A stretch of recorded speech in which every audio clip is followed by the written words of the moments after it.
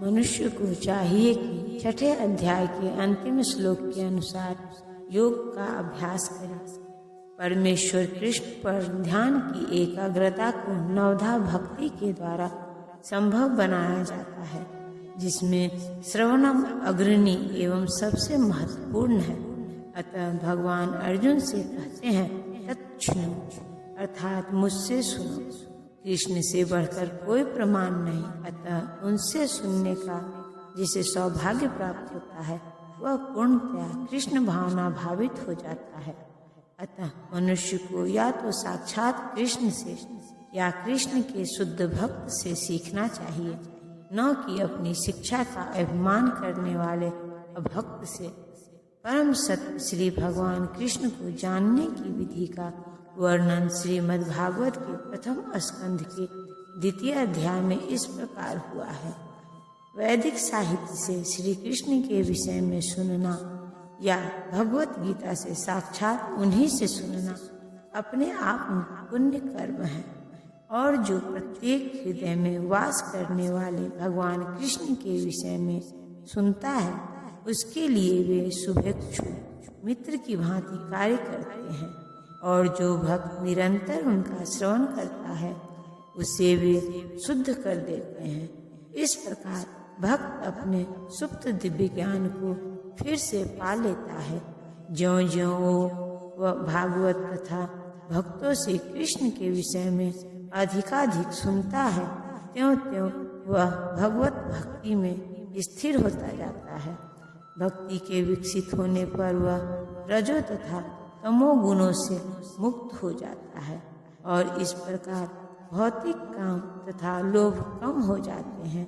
जब ये कलमश दूर हो जाते हैं तो भक्त सतो गुण में स्थिर हो जाता है, भक्ति के द्वारा स्फूर्ति प्राप्त करता है और भगवत तत्व को पूरी तरह जान लेता है। भक्ति योग भौतिक मोह की कठिन ग्रंथि को भेदता है और भक्त को अंसंशय समग्रम अर्थात परम सत्य श्री भगवान को समझने की अवस्था को प्राप्त कराता है। अतः श्री कृष्ण से या कृष्ण भावना भावित भक्तों के मुखों से सुनकर ही कृष्ण तत्व को जाना जा सकता है। अब मैं तुमसे पूर्ण रूप से व्यावहारिक तथा दिव्य ज्ञान कहूँगा। इसे जान लेने पर तुम्हें जानने के लिए और कुछ भी शेष नहीं रहेगा। पूर्ण ज्ञान में प्रत्यक्ष जगत, इसके पीछे काम करने वाला आत्मा तथा इन दोनों के उद्गम सम्मिलित हैं। यह दिव्य ज्ञान है। भगवान उपयुक्त ज्ञान पद्धति बताना चाहते हैं, क्योंकि अर्जुन उनका विश्वस्त भक्त तथा मित्र है। चतुर्थ अध्याय के प्रारंभ में इसकी व्याख्या भगवान कृष्ण ने की और उसी की पुष्टि यहाँ पर हो रही है। भगवत भक्त द्वारा पूर्ण ज्ञान का लाभ भगवान से प्रारंभ होने वाली गुरु परंपरा से ही किया जा सकता है। अतः मनुष्य को इतना बुद्धिमान तो होना ही चाहिए कि वह समस्त ज्ञान के उद्गम को जान सके, जो समस्त कारणों का कारण है और समस्त योगों में ध्यान का एकमात्र लक्ष्य है। जब समस्त कारणों के कारण का पता चल जाता है तो सभी ज्ञेय वस्तुएं ज्ञात हो जाती है और कुछ भी अज्ञेय नहीं रह जाता। वेदों का कहना है कस्मिन् भगवो विज्ञाते सर्वमिदं विज्ञातम् भवति। कई हजार मनुष्यों में से कोई एक सिद्धि के लिए प्रयत्नशील होता है, और इस तरह सिद्धि प्राप्त करने वालों में से विरला ही कोई एक मुझे वास्तव में जान पाता है।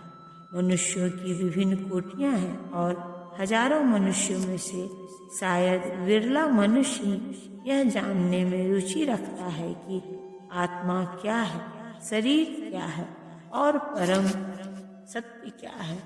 सामान्यतया मानव आहार, निद्रा, भय तथा मैथुन जैसी पशु वृत्तियों में लगा रहता है और मुश्किल से कोई एक दिव्य ज्ञान में रुचि रखता है।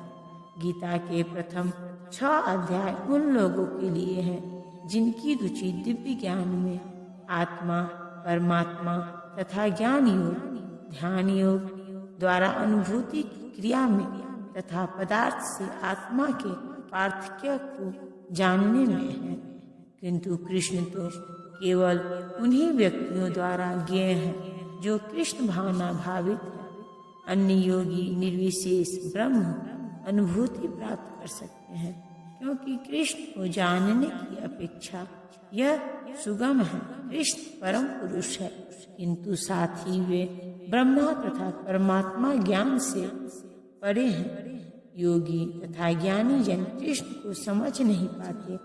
यद्यपि महानतम निर्विशेषवादी मायावादी शंकराचार्य ने अपने गीता भाष्य में स्वीकार किया है कि कृष्ण भगवान है, किंतु उनके अनुयायी इसे स्वीकार नहीं करते, क्योंकि भले ही किसी को निर्विशेष ब्रह्म की दिव्य अनुभूति क्यों न हो, कृष्ण को जान पाना अत्यंत कठिन है। कृष्ण भगवान समस्त कारणों के कारण आदि पुरुष गोविंद है। ईश्वर परमः कृष्ण सच्चिदानंदः विग्रह। भक्तों के लिए उन्हें जान पाना अत्यंत कठिन है। यद्यपि अभक्तगण यह घोषित करते हैं कि भक्ति का मार्ग सुगम है, किंतु वे इस पर चलते नहीं। यदि भक्ति मार्ग इतना सुगम है जितना अभक्तगण कहते हैं, तो फिर वे कठिन मार्ग को क्यों ग्रहण कर रहे हैं? वास्तव में भक्ति मार्ग सुगम नहीं है। भक्ति के ज्ञान से हीन अनाधिकारी लोगों द्वारा ग्रहण किया जाने वाला तथाकथित भक्ति मार्ग भले ही सुगम हो, किंतु जब विधि विधानों के अनुसार दृढ़ता पूर्वक इसका अभ्यास किया जाता है, तो मीमांसक तथा दार्शनिक इस मार्ग से गुमराह हो जाते हैं। श्री रूप गोस्वामी अपनी कृति भक्ति रसामृत सिंधु में लिखते हैं, वह भगवत भक्ति जो उपनिषदों, पुराणों तथा नारद पंचरात्र जैसे प्रामाणिक वैदिक ग्रंथों की अवहेलना करती है, समाज में व्यर्थ ही अव्यवस्था फैलाने वाली है। ब्रह्मवेत्ता, निर्विशेषवादी या परमात्मावेत्ता योगी भगवान श्री कृष्ण को यशोदानंदन या पार्थसारथी के रूप में कभी नहीं समझ सकते।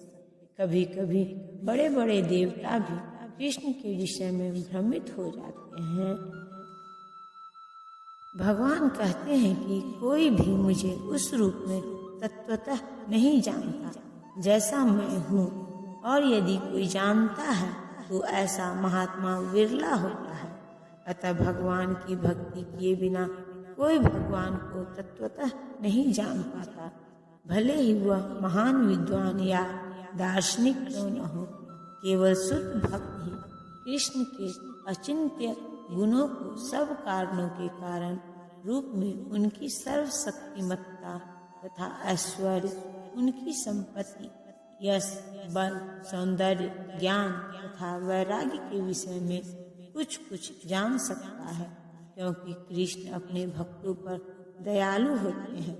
ब्रह्म साक्षात्कार की वे पराकाष्ठा है, और केवल भक्तजन ही उन्हें तत्वतः जान सकते हैं।